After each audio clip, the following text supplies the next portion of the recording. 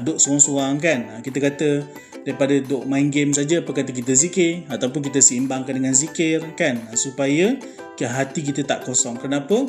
Kerana ala bizikrillahi tatma'innul qulub. Hanya dengan kita berzikir kepada Allah, itulah yang dapat menenangkan jiwa kita sebenarnya. Akan zikir yang betul-betul kita perhatikan, zikir yang betul-betul datang daripada lubuk jiwa kita. Dengan kita baca daripada buku-buku macam ni, maka kita akan dapat ketenangan yang sebenarnya. Pasal sekarang ni tuan-tuan, kita banyak kan, kita stres, kehidupan kita dah serabut dengan orang kan. Kadang saya pun macam tu juga. So bila kita baca zikir-zikir ni dengan hati yang ikhlas, insya-Allah Allah Ta'ala akan bagi ketenangan kepada kita. So jangan lupa tuan-tuan, buku ni Zikir dan Doa Rasulullah sepanjang hari. Jika tuan-tuan ada soalan berkaitan buku ni, jangan lupa untuk check it out.